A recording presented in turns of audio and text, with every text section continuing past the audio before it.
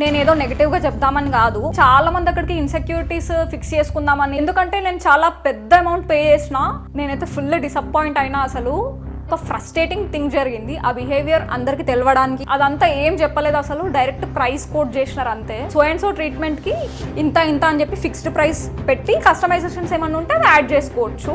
40% ఎక్కువ కోట్ చేసినారు వీళ్ళు. టూ మచ్ ప్రైస్ రేంజ్ అసలు. అక్కడ మళ్ళీ జిఎస్టీ పంచాయతీ ఒకటి, ఇర్రెస్పాన్సిబుల్ స్టాఫ్ బిహేవియర్. ఇప్పుడైతే నేను అస్సలు సాటిస్ఫై అవ్వలే నా రిజల్ట్ తోని. తర్వాత కూడా నాకు ప్రాపర్ ఎక్స్ప్లెనేషన్ రాలేదు. ఇంకా ఇట్స్ యువర్ కాల్, హెచ్కేకి వెళ్ళాలా వద్దా అని చెప్పి. సెలబ్రిటీస్కి అలౌ చేసినట్టయితే అస్సలు అలౌ చేయలేదు, కానీ జీరో రెస్పాన్స్. అసలు నాకైతే లుక్ నచ్చలేదు. ఒక ప్రొసీజర్ కోసం మనం ఇంత అమౌంట్ స్పెండ్ చేసి రిజల్ట్ ఏంటి అని చెప్పింది బిల్లింగ్ సెక్షన్ దగ్గర ఒకటి, ప్రైస్ రేంజెస్ దగ్గర క్లియర్ ఎక్స్ప్లెనేషన్ లేదు. అండ్ ఎందుకంటే ప్రమోషన్స్ ఎక్కువైపోతున్నాయి, ఇక్కడ కామన్ పీపుల్ని పట్టించుకునేటోళ్ళు ఎవరు లేరు. అందరి దగ్గర బాంబ్ అమౌంట్ రెడీగా ఉండదు. శాలరీస్ సేవింగ్స్ చేసుకొని, పాకెట్ మనీ సేవింగ్స్ చేసుకొని స్టూడెంట్స్ అయితే చాలా మంది ఉంటారు. ఎట్లా అనిపించింది అంటే నాకు చెవిటోళ్ళ చెవిలో శంఖ మూదినట్టు అన్నట్టు అనిపించింది. కాకపోతే యాక్చువల్ ప్రాబ్లం ఇప్పుడే స్టార్ట్ అయింది. Hello birdies, I'm Nimisha. Welcome back to Nimmi's nest, one and only landing space for all your fashion and beauty snacks. In this video, I am going to share my personal experience about HK Clinic, what I felt about the whole process. Maybe it's a feedback or review అనుకోవచ్చు. నేను very recently HK వాళ్ళ దగ్గర eyebrows microblading చేయించుకున్నా.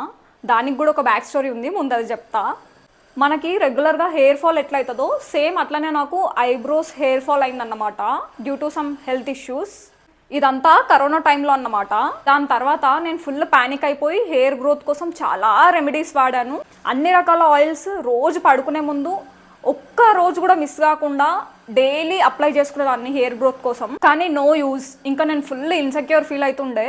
Look at my hair, ఇంత thick hair పెట్టుకొని మొత్తం bald patches eyebrows ఉంటే ఎంత ఇన్సెక్యూర్ ఫీలింగ్ ఉంటుంది మీరే అర్థం చేసుకోండి.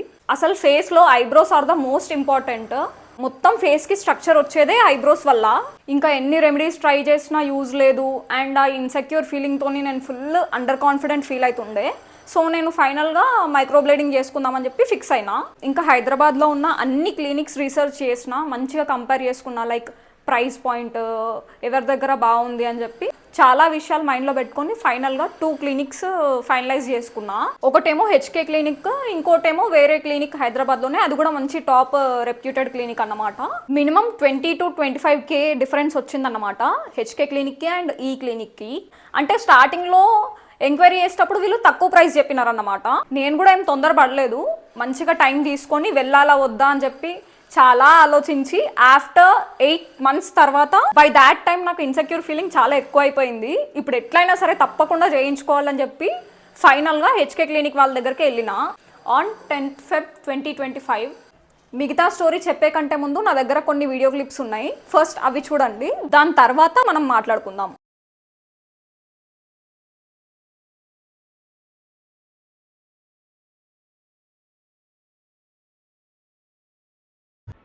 హలో గైస్, నేనైతే ఇవాళ ఐబ్రోస్ రీటచ్ కోసం వచ్చినా అన్నమాట. ఆల్రెడీ ఫస్ట్ సెషన్ అయిపోయింది, ఇది సెకండ్ సెషన్. ప్రస్తుతానికి అయితే ఇట్లా కనిపిస్తున్నాయి నా eyebrows. And please ignore my scars, I'm PMSing guys. Makeup కూడా అందుకే ఏం వేసుకోలేదు, ఎట్లయినా ఇప్పుడు తీసేస్తారు కాబట్టి. సో ఇప్పుడు నెక్స్ట్ ప్రాసెస్ ఏంటి అని చెప్పి ఇప్పుడు చూపిస్తా. Let's go. ఒక్కసారి క్లోజప్ చూపిస్తా ఐబ్రోస్ ఆఫ్టర్ ఫస్ట్ సెషన్.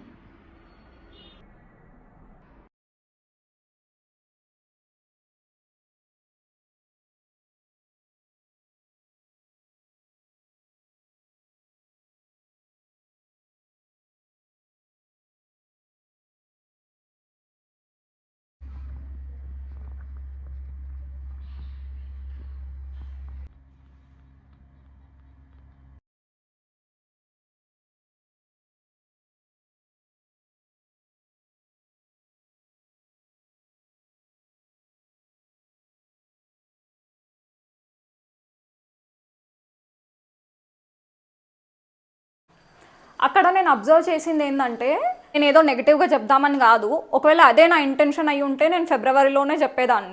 కానీ ఒక ఫ్రస్ట్రేటింగ్ థింగ్ జరిగింది. ఆ బిహేవియర్ అందరికి తెలవడానికి అండ్ నాలాగా ఇంకెవరు సఫర్ అవ్వకుండా ఉండడానికి, నెక్స్ట్ వెళ్ళే వాళ్ళకి కూడా ఒక రివ్యూ లాగా పనిచేస్తుంది, లేకపోతే కనీసం ముందు జాగ్రత్త అయినా తీసుకుంటారేమో అనే ఇంటెన్షన్తోనే నేను ఈ వీడియో పోస్ట్ చేస్తున్నా. అండ్ నేను ఇక్కడ ప్రైజెస్ ఏం మెన్షన్ చేయట్లేదు, because this is my money, నా సేవింగ్స్ మనీ ఇదంతా. ఇంట్లో చెప్పిన, బట్ దే డోంట్ నో ఇంత బాంబ్ అమౌంట్ స్పెండ్ చేసిన అని చెప్పి. ఇప్పుడు రివీల్ చేస్తే నాకు ప్రాబ్లం అవుతుంది కాబట్టి let's ignore the pricing point. Actual amount ఎంత పే చేసిన అని చెప్పి రివీల్ చేయను అంతే. ఫస్ట్ కన్సల్టేషన్ విషయానికి వస్తే, అసలు నాకు కన్సల్టేషన్ చేయించుకున్నట్టే అనిపించలే. ఎంత షార్ట్ పీరియడ్ అండ్ ఎంత ఫాస్ట్ అండ్ ఈజీగా అయిపోయిందంటే, నో క్వశ్చన్స్ ఆస్డ్. అసలు ఒక్క క్వశ్చన్ కూడా వేయలేదు నన్ను. ఫస్ట్ వెళ్ళంగానే ఇష్యూ ఏంటి అని చెప్పి అడిగినారు. సో నేను ఐబ్రోస్ మైక్రోబ్లేడింగ్ అని చెప్పిన. వాళ్ళు ఏం చేసినారంటే, just ombre combination brows suit అవుతాయి మీకు అని చెప్పేసి మన ప్రిస్క్రిప్షన్ మీద రాసేసి వెళ్ళిపోమన్నారు అంతే. కన్సల్టేషన్ ఇంతే, జస్ట్ ఓన్లీ 1 క్వశ్చన్. మేబీ ఒక 1 minute కూడా నేను లోపల క్యాబిన్లో లేను, అంత షార్ట్ పీరియడ్లో అయిపోయింది కన్సల్టేషన్. నేనైతే ఫుల్ డిసప్పాయింట్ అయినా. అసలు మేబీ ఇంకా కొంచెం డీటెయిల్డ్గా నా కేసు ఏంటి అని చెప్పి స్టడీ చేసి ఉంటే బాగుండేదేమో అనిపించింది. యాక్చువల్లీ మైక్రోబ్లేడింగ్ అంటే మంచిగా మన ఫేస్కి తగ్గట్టు మ్యాపింగ్ చేసి బ్రౌస్ని, అందులో హెయిర్ లైక్ స్ట్రోక్స్ ఇస్తారన్నమాట, అంతే మైక్రోబ్లేడింగ్ అంటే. ఆ టింట్ మనకు కావాల్సినట్టు మనం కస్టమైజ్ చేసుకోవచ్చు, లేకపోతే హెయిర్ మన న్యాచురల్ హెయిర్ కలర్ ఎట్లుందో అదే కలర్ కూడా పెడతారు. అంటే మనకి బ్రౌ నీట్గా మ్యాపింగ్ చేసి టింట్ ఇచ్చి హెయిర్ లైక్ స్ట్రోక్స్ ఇస్తారు కాబట్టి చూడడానికి మంచిగా ఫుల్గా కనిపిస్తాయి ఐబ్రోస్. అండ్ అన్యాచురల్గా కూడా ఏమి ఉండదు, ఎందుకంటే హెయిర్ స్ట్రోక్స్ ఇస్తారు కాబట్టి న్యాచురల్గా ఉంటుంది. ఇది 2 sessions ఉంటుంది. 2 sessionsకి 1 week మనం రెస్ట్ తీసుకోవాల్సి వస్తుంది. కొంచెం ఐబ్రోస్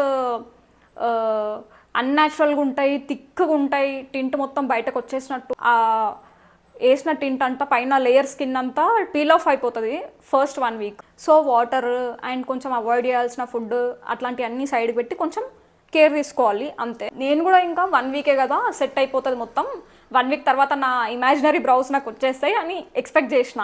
అండ్ కన్సల్టేషన్ అయిన తర్వాత మంచిగా ప్రైస్ కోట్ చేసినారు. అది పర్సన్ టు పర్సన్ వ్యారీ అవుతుందంట, బేస్డ్ ఆన్ థిక్నెస్ అండ్ వాళ్ళకి ముందు బ్రౌస్ ఎట్లా ఉన్నాయి, మనం ఎట్లా దాన్ని కన్వర్ట్ చేస్తున్నాం అని చెప్పి అమౌంట్ దాన్ని బట్టి కోట్ చేస్తారంట. అట్లాంటప్పుడు పర్ఫెక్ట్ ఎక్స్ప్లెనేషన్ ఉండాలి కదా. అంటే కస్టమైజేషన్ కోసం ఎంత అవుతుంది, ప్రాసెస్ యాక్చువల్ ప్రొసీజర్ కోసం ఎంత అవుతుంది, లేకపోతే ఏంటి నా బ్రౌజ్ కండిషన్ ఏంటి అని చెప్పి మంచి ఎక్స్ప్లెనేషన్ అయితే ఎక్స్పెక్ట్ చేస్తాం కదా మనం మినిమం. అది అసలు ఇదంతా అసలు కన్సల్టేషన్ ప్రాసెస్లోనే ఇంక్లూడ్ కావాలి. అదంతా ఏం చెప్పలేదు అసలు, డైరెక్ట్ ప్రైస్ కోట్ చేసినారు అంతే. కోట్ చేసిన అమ్మాయి అంటే నాకు ఇంత అవుతుంది బిల్, మీది ప్రాసెస్ ఇది అని ఎక్స్ప్లెయిన్ చేసిన అమ్మాయి రిసెప్షనిస్ట్ ఎక్స్ప్లెయిన్ చేసింది నాకు ఇదంతా. యాక్చువల్గా ఇట్లాంటి థింగ్స్ అని మనం కన్సల్టేషన్లో ఎక్స్పెక్ట్ చేస్తాం, కానీ ఇక్కడ రిసెప్షనిస్ట్ చెప్పింది.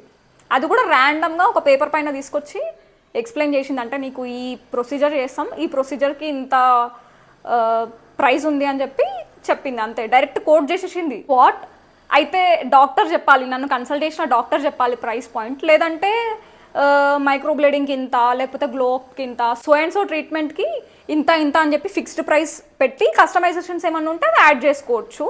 కానీ అట్లా కాదు, వీళ్ళు ర్యాండమ్గా పర్సన్ టు పర్సన్ కోట్ చేసి చెప్పేసినారు అన్నమాట బిల్. అయినా సరే ఒక ప్రాపర్ ఎక్స్ప్లెనేషన్ ఉంటే మనం దేనికి ఇంత పే చేస్తున్నాం అని చెప్పి మనకు ఒక క్లారిటీ ఉంటుంది. కానీ కన్సల్టేషన్ రూమ్ నుంచి బయటకు వచ్చిన తర్వాత రిసెప్షనిస్ట్ వచ్చి ఇంత అవుతుంది అని చెప్పి ర్యాండమ్గా కోట్ చేసి చెప్పడం ఏంటో నాకు అసలు అర్థం కాలేదు. నాకు అసలు టైం వేయలేదు ఆలోచించుకోవడానికి. నేనేమో నా ఫ్రెండ్తో వెళ్ళిన, కనీసం ఆమెతో డిస్కస్ చేసుకొని ఏమన్నా ఫైనలైజ్ చేద్దామన్నా కూడా నాకు ఏమీ ఛాన్స్ ఇవ్వలేదు. డైరెక్ట్ రిసెప్షనిస్ట్ బిల్లింగ్ సెక్షన్ దగ్గర తీసుకెళ్ళి బిల్లు కట్టండి అని చెప్పి చెప్పింది అంతే. కానీ డిస్కస్ చేసుకుందాం అన్న గ్యాప్ కూడా నాకు ఏమి ఇవ్వలేదు నిజం చెప్పాలంటే. అండ్ అస్సలు మ్యాటర్ ఏంటంటే, ఇక్కడ నేను పెట్టుకున్న బడ్జెట్ కంటే 40% ఎక్కువ కోట్ చేసినారు వీళ్ళు. Too much price range. అసలు నేనేమనుకున్నానంటే ఫస్ట్ ఎంక్వైరీ చేసినప్పుడు బడ్జెట్లోనే చెప్పినారు, ఇప్పుడు కస్టమైజేషన్ అది ఇది అని చెప్పి అసలు నేను పెట్టుకున్న బడ్జెట్ కంటే 40% ఎక్కువైంది. ప్లస్ వేరే నేను ఇంకోటి ఎంక్వైరీ చేసినా కదా, దాంతో కంపేర్ చేస్తే 10-15K ఎక్కువ హెచ్కే వాళ్ళదే ఉంది. ఇంకా సరేలే అని చెప్పి బిల్లింగ్ సెక్షన్కి వెళ్తే అక్కడ మళ్ళీ జిఎస్టీ పంచాయతీ ఒకటి. ఆ జిఎస్టీ వల్ల కొంచెం డిస్కషన్స్ అయినాయి. మళ్ళీ ఏంటి ఇంత ప్రైస్ పాయింట్ అది ఇది అని చెప్పి అట్లా ఒక 10-15 minutes డిస్కస్ చేసిన తర్వాత కూడా నాకు ప్రాపర్ ఎక్స్ప్లెనేషన్ రాలేదు. మొత్తానికి ప్రైజింగ్ అయితే టూ మచ్ ఉంది, that to without any proper explanation. ఒక పెద్ద అమౌంట్ పే చేసేసి ప్రొసీజర్ కోసం 2nd floorకి వెళ్ళినాం. అంటే 2nd floorలో ఎవరి వాళ్ళకి క్యాబిన్స్ ఉంటాయి ట్రీట్మెంట్స్ ప్రొసీజర్స్ కోసం. పైన 3rd floorలో రిసెప్షన్ అండ్ కన్సల్టేషన్ రూమ్స్ అన్నీ పైన ఉంటాయి అన్నమాట. మంచిగా హైజీనిక్గానే ఉంది. యాప్రాన్స్ కూడా మెయింటైన్ చేసినారు వాళ్ళు. తర్వాత మ్యాపింగ్ కూడా చేసినారు నాకు. కానీ మనకు ఎట్లా తెలుస్తుంది పర్ఫెక్ట్గా వచ్చిందా లేదా అని చెప్పి. నేను నా ఫ్రెండ్కి చూపిస్తా కన్ఫర్మేషన్ కోసం అని చెప్పి అడిగితే కూడా నాకు అలౌ చేయలేదు వాళ్ళు. కానీ నా ఫ్రెండ్ మాత్రం మొత్తం బయటనే వెయిట్ చేసుకుంటుంది మొత్తం ప్రొసీజర్ అయ్యేంత వరకు. అట్లీస్ట్ ఒక్కసారన్నా మరి కరెక్ట్గా వస్తుందా లేదా అని చెప్పి అడుగుదామన్నా కూడా ఆమెను అస్సలు అలౌ చేయలేదు లోపలికి. కనీసం నేనన్నా చూపిద్దామని బయటకు వెళ్దామన్నా నన్ను కూడా బయటకు అలౌ చేయలేదు. థ్యాంక్ గాడ్ నాకు చేసిన అక్క నా బాధ అర్థం చేసుకొని ఈచ్ అండ్ ఎవ్రీ స్ట్రోక్ ఇచ్చుకుంటా ఓకేనా అని చెప్పి మంచిగా ట్రీట్ చేసింది. అసలు ఒకవేళ ఆ అక్క నాకు చేయకపోయిండుంటే ఈ బ్రౌస్ ఇట్లా వచ్చేటివి కాదు. అంటే బేస్డ్ ఆన్ దే కన్సల్టెడ్ మీ, ప్రాపర్గా నాకు ఏం కావాలో తెలుసుకోలేదు. నేను పే చేసిన అమౌంట్ ఈ బ్రౌస్ కోసం నాట్ వర్త్ ఇట్ అనిపించింది. ఎందుకంటే నేను చాలా పెద్ద అమౌంట్ పే చేసిన. అంత పెద్ద అమౌంట్ పే చేసినప్పుడు we will expect something better. నాకైతే షేప్ కరెక్ట్గా రాలేదు. కాకపోతే ఉన్న ప్యాచెస్ అన్నీ గ్యాప్స్ అన్నీ ఫిల్ అయిపోయినాయి. అది బాగానే ఉంది. ఇప్పుడు ప్రస్తుతంకి అయితే ఇట్లా కనిపిస్తుంది. నాకు చేసిన అక్క చిన్న చిన్న దానికి నన్ను అడుగుకుంటా అంటే నా కన్ఫర్మేషన్ తీసుకుంటా చేసింది కాబట్టి స్ట్రోక్కి ఈ మాత్రం ఉంది. లేకపోతే జస్ట్ ఇమాజిన్ 1 year వరకు ఇది ఇట్లానే ఉంటుంది. నాకైతే లుక్ నచ్చలేదు. ఎందుకంటే నాకు కావాల్సినట్టు రాలేదు. అట్లీస్ట్ నేను ఎక్స్పెక్ట్ చేసిన దానికి దగ్గరలో కూడా రాలేదు. నేనే నా ఇన్సెక్యూరిటీ భరించలేక ఇది ఫిక్స్ చేసుకుందామని చెప్పి వెళ్ళిన అక్కడికి. అక్కడ మంచిగా అవడం పక్కకు పెట్టేసి ఉన్న లుక్ని ఇంకా ఖరాబ్ చేసేసి మళ్ళీ అది 1 year వరకు అట్లనే ఉంటుంది అని తెలిసిన తర్వాత మీరు అర్థం చేసుకోండి ఆ ఫీల్ ఎట్లుంటుందో అని చెప్పి. యాక్చువల్ ప్రొసీజర్ అయిన తర్వాత 1 week వరకు నాకు అసలు ఏం అర్థం కాలేదు. ఎందుకంటే ఫైనల్ లుక్ అది కాదు.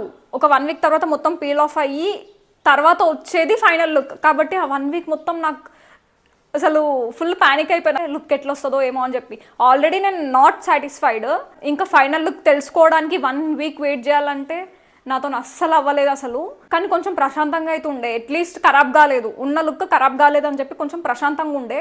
అట్లా అని చెప్పి ఒక బాధ ఫీలింగ్ కూడా ఉండే. ఖరాబ్ కాలేదు ఓకే, కానీ నేను అనుకున్నట్టు కూడా రాలేదు కదా. నేనేమో అన్ని పనులు మానేసుకొని 15-20 days వరకు ఇంట్లోనే కూర్చున్నా. ఎందుకంటే అది ఫుల్ థిక్ బ్రౌ ఉంది. ఏదో డ్రామా కంపెనీలో వేస్తారు చూసినారా, అంత థిక్ బ్రౌ ఉంది. అది పీల్ ఆఫ్ అవుతుంది అంటే అది కొంచెం హీలింగ్ ప్రాసెస్లో ఉంది కాబట్టి నేను బయటకు వెళ్ళలేకపోయినా. 1 week అనుకున్న దగ్గర 15-20 days లీవ్ వచ్చింది. ప్లస్ అన్బేరబుల్ పెయిన్స్ మొత్తం. అంటే చాలా టచ్ కూడా చేయలేకపోయినా. నమ్మింగ్ క్రీమ్ పెట్టినంత వరకు వాళ్ళు చేసినంత వరకు అంత బాగానే ఉంది. ఆఫ్టర్ ప్రొసీజర్ అయితే అసలు నాకైతే నేను తట్టుకోలేకపోయినా pain. After 1 month second session కోసం మళ్ళీ వెళ్ళిన. ఈసారి no matter what I'm going to record everything అనుకున్నా. ఎందుకంటే అట్లీస్ట్ నా ఈ ఎక్స్పీరియన్స్ కనీసం షార్ట్లో అయినా షేర్ చేసుకుందామని అనుకున్నా. సో దాట్ ఎవరన్నా నెక్స్ట్ వెళ్ళే వాళ్ళు ఎవరైనా ఉంటే కనీసం జాగ్రత్త పడతారు కదా ఇట్లాంటి చిన్న చిన్న విషయాల దగ్గర అని చెప్పి అనుకున్నా నేను. కానీ అస్సలు రికార్డ్ చేయనియలేదు నన్ను. అక్కడ సెలబ్రిటీస్కి అలౌ చేసినట్టయితే అస్సలు అలౌ చేయలేదు. అసలు ఆ రేంజ్లో కాకపోయినా చిన్న వీడియో బైట్స్ తీసుకుందామన్నా కూడా అస్సలు అలౌ చేయలేదు. ఎందుకట్లా అని అడిగితే మా ప్రోడక్ట్స్ ఆర్ మా ప్రొసీజర్స్ వేరే వాళ్ళు చూసి కాపీ చేస్తారు, అందుకే మేము వీడియోస్ అలౌ చేయం అని అన్నారు. అట్లీస్ట్ బిఫోర్ ఆఫ్టర్ పిక్చర్స్ అయినా నాకు తప్పకుండా కావాలని చెప్పి నేను రిక్వెస్ట్ చేసిన. స్వయంగా వీడియో క్యాప్చర్ చేసుకోవడానికి అయితే అస్సలు అలౌ చేయరు. కాకపోతే మా దగ్గర ఫోటోగ్రఫీ టీం ఒకటి ఉంది. వాళ్ళు క్యాప్చర్ చేసి ఎడిట్ చేసి దాని తర్వాత మీకు పంపిస్తారు. ఎట్లయితే ఏముంది నాకు చిన్న వీడియో క్లిప్ అయితే తప్పకుండా కావాలి అని చెప్పి అంటే ఫోటోగ్రాఫర్ వచ్చినాడు, మంచిగా ప్రాసెస్ అంతా రికార్డ్ చేసినాడు. కాకపోతే యాక్చువల్ ప్రాబ్లం ఇప్పుడే స్టార్ట్ అయింది. లిటరలీ ఆ డే తర్వాత 2 daysకి ఒకసారి 3 daysకి ఒకసారి ఈచ్ అండ్ ఎవ్రీ డే నేను రిసెప్షన్కి కాల్ చేస్తూనే ఉన్నా, అంటే నా వీడియో ఫుటేజ్ కోసం. కానీ జీరో రెస్పాన్స్. అసలు ఎట్లా అనిపించింది అంటే వీళ్ళు కావాలని పంపించట్లేదు. కొన్ని డేస్ అట్లా రిక్వెస్ట్ చేసినా కానీ తర్వాత చాలా సీరియస్గానే మాట్లాడినా నేను. అంటే నాకు పేరెంట్స్ అడుగుతున్నారు ఇంట్లో, ఒక ప్రొసీజర్ కోసం మనం ఇంత అమౌంట్ స్పెండ్ చేసి రిజల్ట్ ఏంటి అని చెప్పి నేను కూడా ఒక ఎక్స్ప్లెనేషన్ ఇవ్వాలి కదా ఇంట్లో. ఏదో ర్యాండమ్గా మీరు ఇచ్చినట్టు బిల్లు అంత ఈజీగా నేను ఇంట్లో తీసుకొచ్చి పెట్టలేను కదా. అట్లా కూడా వాళ్ళకి ఎక్స్ప్లెయిన్ చేసిన నేను. నాకు ప్రాబ్లం అవుతుంది, నాకు కావాలి, నా కోసం కావాలి, నేను ఎక్కడ పోస్ట్ చేయను, అట్లీస్ట్ నా కోసం కావాలి, నాకు ఇంట్లో చూపించుకోవడానికి కావాలి అని చెప్పినా కూడా అస్సలు కొన్నిసార్లు అయితే నా వాయిస్ని కట్ చేసిన రోజులు కూడా ఉన్నాయి. లిటరల్లీ ఇప్పటికి 2 months అవుతుంది. డైలీ కాల్ చేసి అడుగుతున్నా, డైలీ అడుగుతున్నా నేనైతే. ఒకసారేమో ఫోటోగ్రాఫర్ అవైలబుల్గా లేరు అంటారు, ఒకసారేమో పంపిస్తా అని చెప్పి పంపించరు, ఒకసారేమో కాల్సే లిఫ్ట్ చేయరు, ఒక్కొక్కసారేమో ఎడిటింగ్ బాకీ ఉంది, ఎడిటింగ్ చేయాల్సింది చాలా ఉంది అని చెప్పి అన్నారు.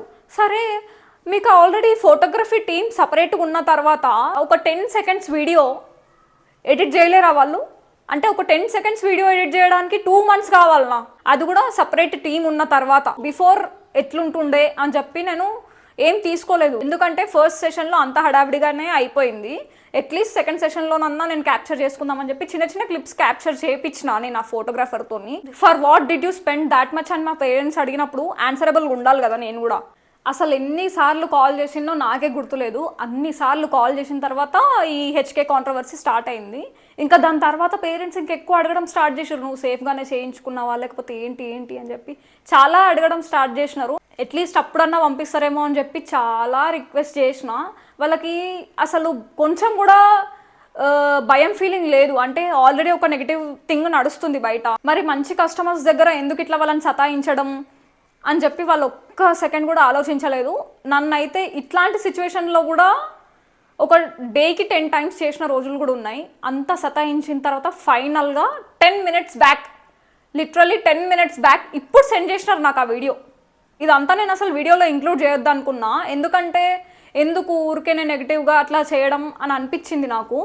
కానీ అసలు నాకు ఈ వీడియో పెడదామనే ఇంటెన్షనే లేకుండే. అంటే మేబీ నా ఎక్స్పీరియన్స్ షేర్ చేస్తుండేనేమో, లైక్ వ్లాగ్ టైప్ నేను చేస్తుండేనేమో, కానీ ఇదంతా అసలు ఏ లెవెల్లో ఇర్రెస్పాన్సిబుల్ బిహేవియర్ స్టాఫ్ అయితే, మెయిన్గా రిసెప్షనిస్ట్ అండ్ ఫోటోగ్రాఫర్, ఇదంతా ఈ టీం ఉంది చూసినారా, చాలా చెత్త బిహేవియర్.